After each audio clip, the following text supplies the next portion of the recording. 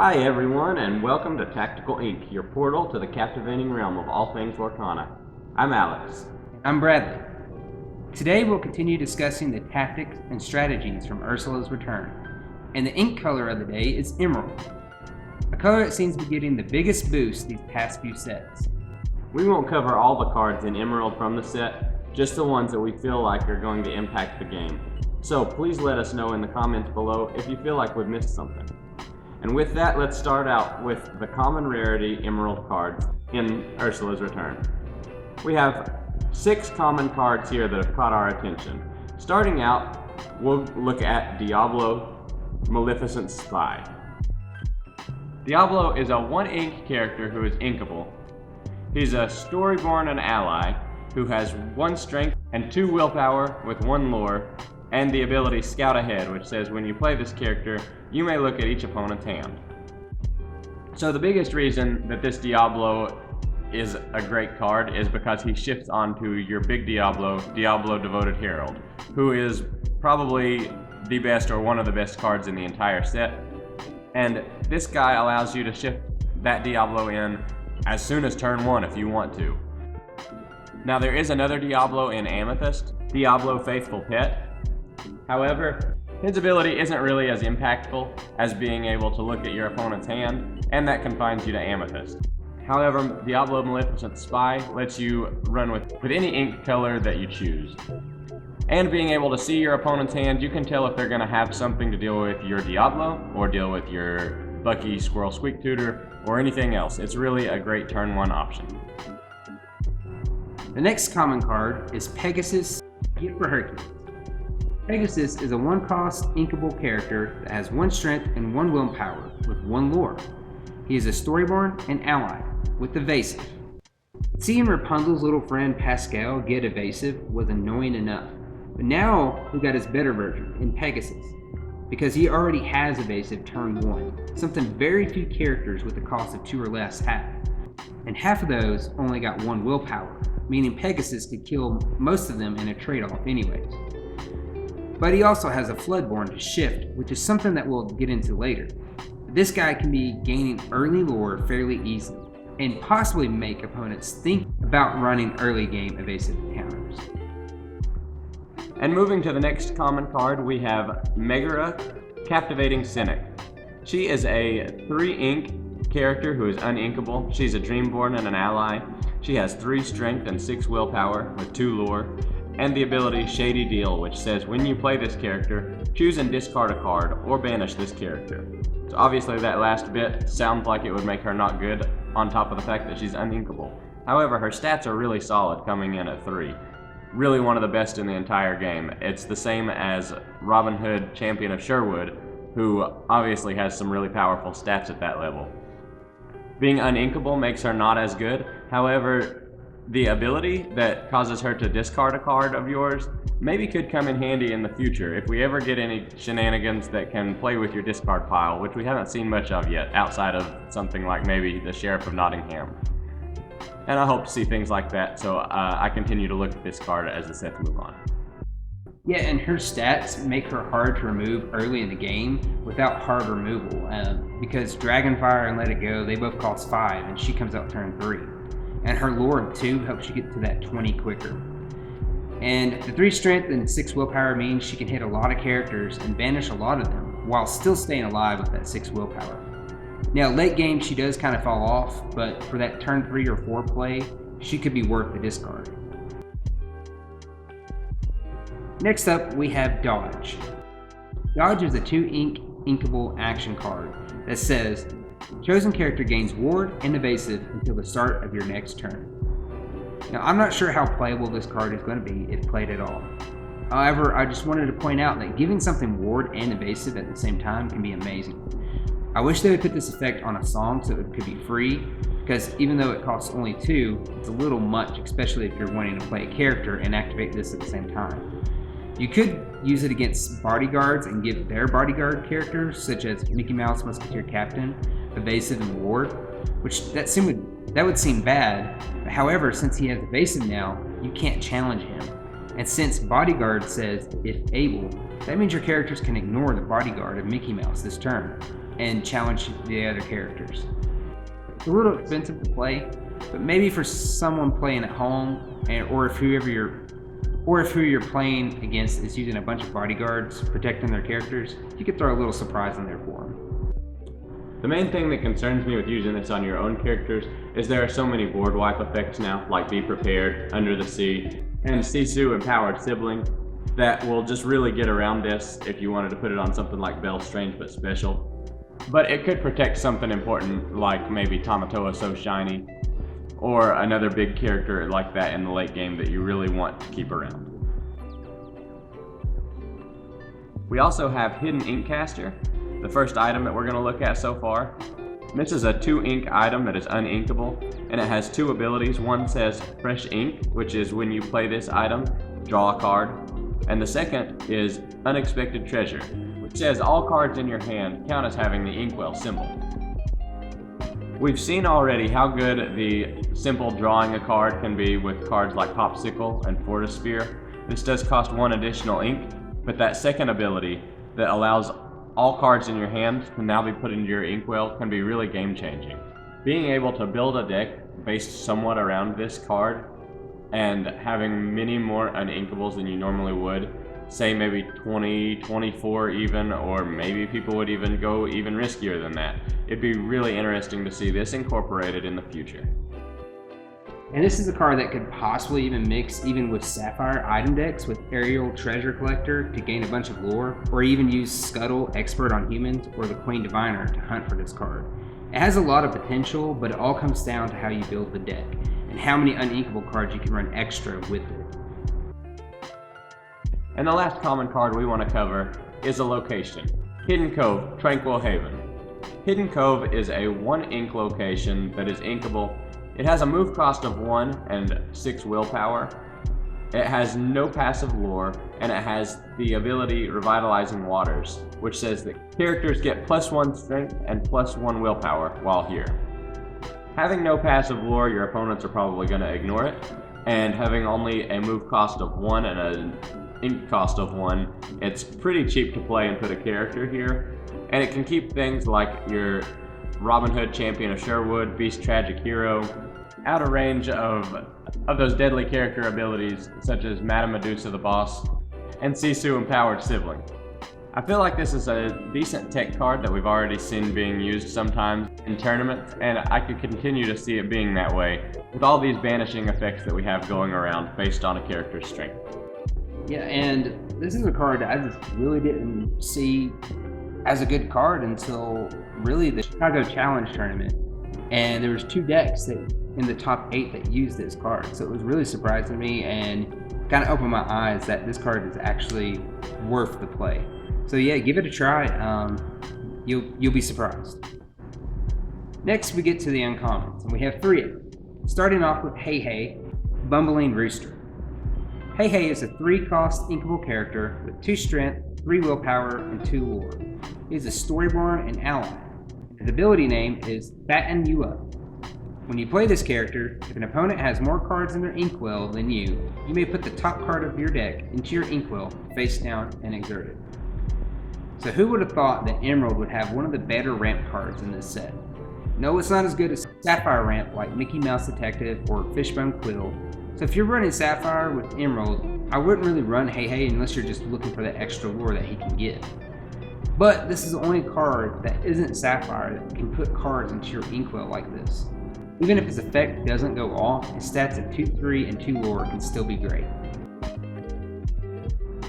And the next one we'll look at is Pegasus, Cloud Racer. Pegasus is a 5-ink character who is inkable. He's a Floodborn and an ally who has 3 strength and 3 willpower with 2 lore. Since he's a Floodborn, he does have Shift. He's got Shift 3, and he has Evasive as well. And he has the ability Hop On, which says when you play this character, if you use Shift to play him, your characters gain Evasive until the start of your next turn. Looking at the base stats, he's very similar to another pretty solid card, Ray Easygoing Firefly, with the one change being that he has 1 less lore. But being able to shift in on turn 3 from your other Pegasus is really good, and the fact that when he shifts you can give all your characters evasive this turn makes it even better, because then you may get a full free round of questing to have some solid aggro going in the early game. He's really a character that you play in aggro decks, and you see him a lot right now in Emerald Amethyst. This is Emerald's version of Keto, Protector of Atlantis. However, Protector of Atlantis can't help you from characters with Rush that would come out on your opponent's next turn. Pegasus can be that protection that gives everything evasive. His stats are great, and he is also a great singer for your 5-drop songs like A Whole New World and We Don't Talk About Bruno. The next uncommon is Signed Contract. Signed Contract is a 2-cost inkable item with the ability Fine Print. Whenever an opponent plays a song, you may draw a card. Most decks run Song, and against decks like Steel Song, using Song early game to the late, this card can really pop off. There is a chance that you won't be drawing many cards at all though. Now, if you play multiple at a time, this card can really get going and draw you a bunch of cards. In my opinion though, I just believe this card is a pass due to the fact that some decks we're seeing in tournaments right now are not even running songs, so it just becomes face down ink. Yeah, the fact that there is so much song hate and just hate on any cards that aren't characters right now, being able to discard them like Ursula Deceiver, really kind of counts this card out at the moment because people are playing less and less songs. However, when you're facing decks like Steel Song, this can really draw you a ton of cards. I've tried using it against that deck and it worked really well. I drew a ton and I kept up with their draw throughout the entire game. And the last uncommon that we're going to look at is the item Vision Slab. This is a 3-ink item that is inkable that has 2 abilities, the first being Damaged Revealed, which says at the start of your turn, if an opposing character has damage, gain 1 lore. The second is called Trap, which says damage counters can't be removed. I feel like this card is a bit slow. It really slows your game plan down, which doesn't make it super worth it. However, it could be a good tech card that is worth looking at some point in the meta, because it is a really good answer to decks that want to use self-infliction and damage in Ruby, especially like Ruby Amber. This completely counters cards like Rapunzel Gifted with Healing and Julieta Madrigal, because now the damage counters can't be removed from their characters. And it also has some really good potential in Emerald Steel damage decks, using stuff like Beast Relentless and Prince Philip, Vanquisher of Foes. But maybe sometime in the future, this would get 1 or 2 copies played in a deck like that. Yeah, and also if you notice in artwork, there's a lot of lore going on in here. So check out our new lore videos and you can learn more about that. But Bruno's definitely in trouble in this picture. Next up we have our rare cards, and we have 5 of them to talk about. First one up is Cricket, Lucky Cricket. Cricket is a 5-cost inkable character with 3 strength, 4 willpower, and 3 lore. He is a Storyborn and ally. He has the ability called Spreading Good Fortune. When you play this character, your other characters get +3 strength this turn. This card is to surprise the opponent, making some of your weaker characters more powerful to take out bigger threats, or even giving a card like Maui Hero to All enough power to bust through high willpower locations, such as McDuck Manor. You can even mix this in with bouncing mechanics such as Bibbidi Bobbidi Boo to gain even more power. It's probably not a good card to top deck while you have no characters on the battlefield, but it's still got lore that will help you push to your goal as well. The next one that we want to look at is Jasmine Desert Warrior. Jasmine is a 5-ink character who is uninkable. She's a Dreamborn, hero, and princess, with 3 strength, 3 willpower, and 2 lore, and the ability Cunning Maneuver, which says when you play this character and whenever she's challenged, each opponent chooses and discards a card. I think if you're going to play this in a discard type of deck, the comparison here is really between her and Lucifer Cunning Cat.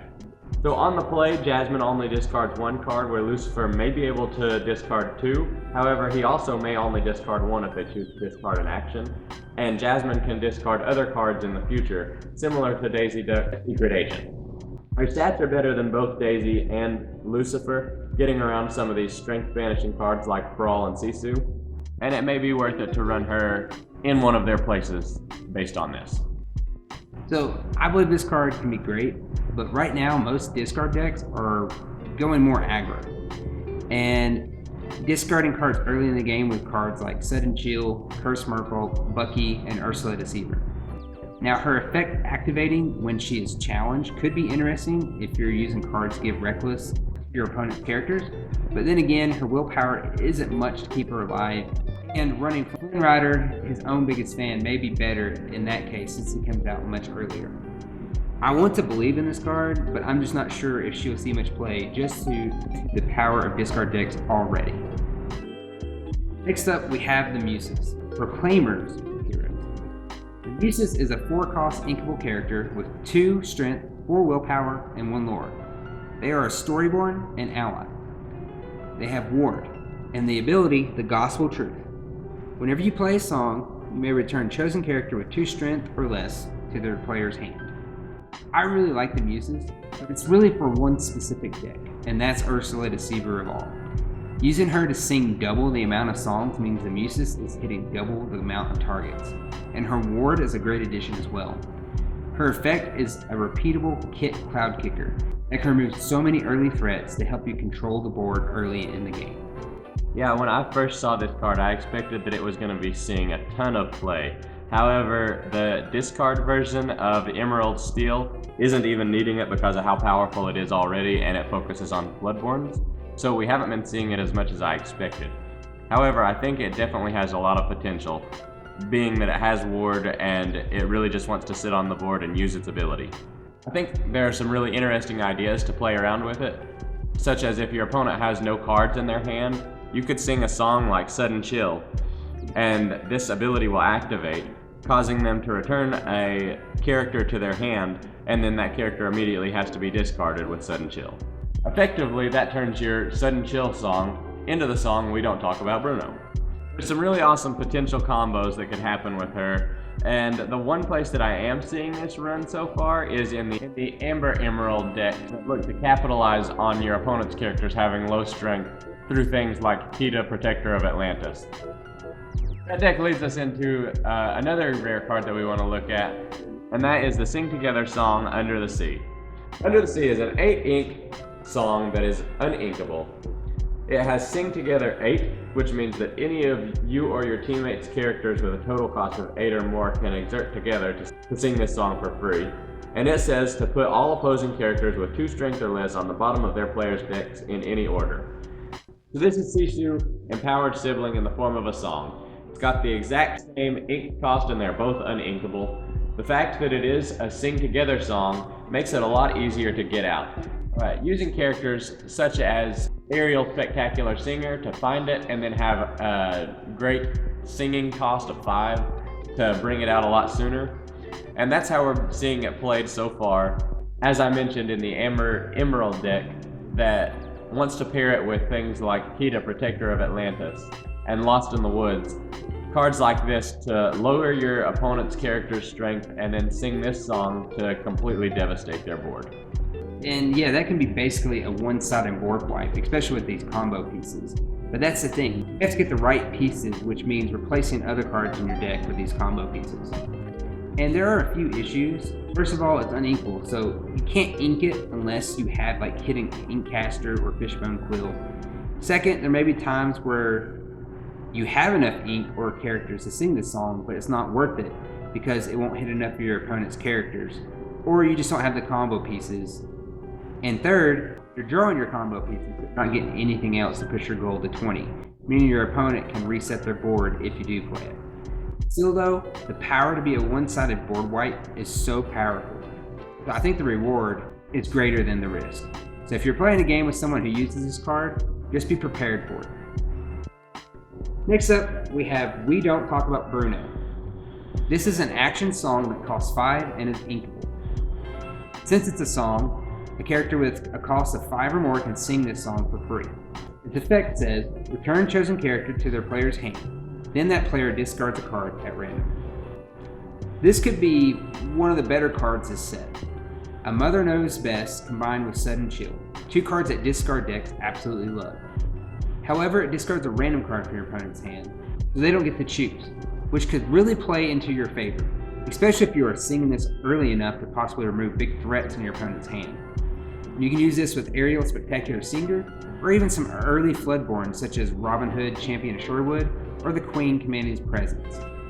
Or a little combo that may be harder to pull off is to combine it with Ursula, Deceiver of All, at the location Atlantica, to sing the song twice. That can be a dagger to the opponent for sure.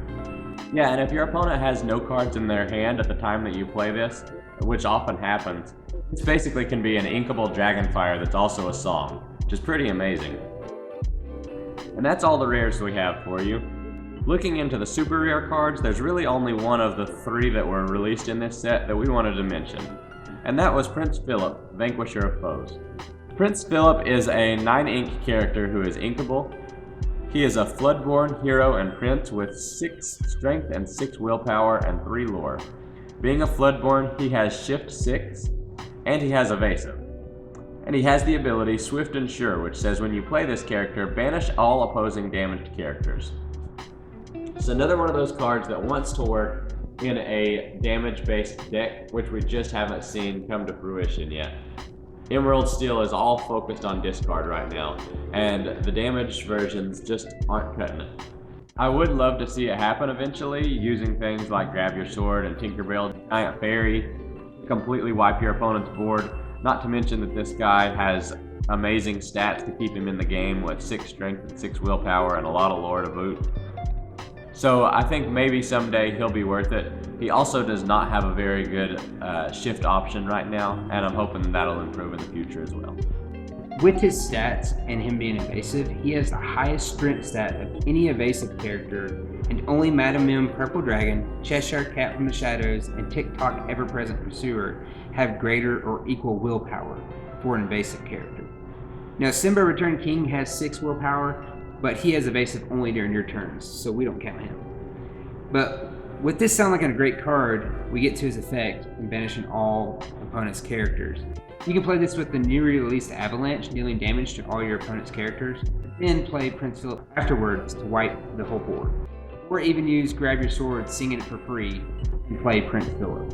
And his effect gets around ward characters and evasive to remove characters, so it's really great. And it really is just a one-sided board wipe, and you don't need the setup like you do for something, say, like Under the Sea. Alright, now we get into the last 2 cards, the legendaries. First up, we have Diablo, Devoted Herald. Diablo is a 3-cost character that is uninkable with 2 strength, 2 willpower, and 1 lore. It is a Floodborn and ally. It has Shift, discard an action card. You may discard an action card to play this on top of one of your characters named Diablo. It also has evasive, and the ability Circle Far and Wide. During each opponent's turn, whenever they draw a card while this character is exerted, you may draw a card. We've talked about this several times on this channel. Card draw and card advantage is so important in this game. And this card is one of the most powerful cards in this set and maybe in the whole game. And it doesn't really look like many decks are prepared to face such a threat early in the game. And that's why I really want to try using cards like Triton's Decree so I can kill this early, or even Bucky. And that's the thing, your opponent is going to waste a lot of their resources early in the game to kill this thing early as possible, so you won't have a big advantage. And one thing that could hurt if they remove it so early is it may give you a disadvantage because you're discarding to get this thing out and using so many resources. However, it's so hard to remove early in the game, I think it would be just fine. Yeah, this is a card that has really shaped the meta, and it just goes to show how powerful he is. People are running a lot more steel to deal with him, and in those steel decks you're seeing things like Baboom come about, Let the Storm Rage On, and a lot of Grab Your Sword, things like that to get him out of there as quick as possible. And if not steel, then you're also seeing people play a lot more evasive characters to challenge him quickly. If you haven't faced off against Diablo Devoted Herald yet, the combo that you can expect to see coming at the beginning of the game very frequently is most likely a Diablo Maleficent Spy on turn 1, Bucky Squirrel Squeak Tutor on turn 2, and then on the same turn, shifting this guy in for free, triggering Bucky's ability, and then Diablo can start drawing you tons of cards. And from there, they'll just start playing more and more Floodborns to trigger Bucky's ability, discarding your entire opponent's hand while you draw all kinds of cards on their card draws. All in all, you're going to be drawing so much while your opponent's hand is getting trashed, and that's what's making him simply amazing right now. And the final card that we want to look at is our second legendary, Hades Double Dealer. Hades is a 4-ink character who is inkable. He is a storyborn villain and deity. He has 3 strength, 3 willpower, and 1 lore, and he has the ability, here's the trade-off, which says to exert this character, banish one of your other characters, play a character with the same name as the banished character for free. So this can pretty much get out any of your high-cost characters that you also have a low cost of the same name as, making them into something similar to a shift option there. And if they even are a shiftable character, you can play them for free. So they may not be able to quest or challenge on this turn like they would if they did shift. However, you're getting them out completely for free, where you'd probably be paying anywhere from 3 to 6 ink to get them out this turn anyway. So you get out this huge character and continue playing your ink this turn, giving you a really big tempo gain. And I think that's really what this Hades is all about, gaining you some tempo while you play some big characters. In the beginning, I was a lot more excited about him because of what I believe may have been a mistranslation when the card was first revealed. And when it was first revealed, the card was translated to say to just banish one of your characters, not banish one of your other characters, which would have meant that you could banish this Hades himself to play a higher cost Hades, like Hades Infernal Schemer. However, when we see the final translation which says banish one of your other characters, you cannot banish this Hades to play another Hades in his place. So to me, that does make him a bit worse. However, he might still see some play in the future because of the tempo gain, or just simply being able to get some combo out like Beast Relentless or something like that that doesn't have a shift option available. Yeah, and I still have not had much luck with activated abilities for the most part on characters. It just seems a little slow. But the power that Hades can bring out can be crazy, especially with getting Mickey Mouse Brave Little Tailor out super early, or even playing a card we just talked about, Prince Philip, Vanquisher of Foes, playing him for free. That can be pretty tempting. However, unlike Shift, they can't immediately quest or attack. Also, you're more than likely only getting its effect off once due to its willpower being so low. But this card could get better in future sets. And that's all we've got for you today. So what Emerald cards from Ursula's Return do you think are going to be the best? Leave us a comment below. And be sure to follow us on social media to keep up to date on the latest Tactical Ink news. And also be sure to like, subscribe, and turn on notifications so you can tune in every week for a new episode of Tactical Ink. See you next week.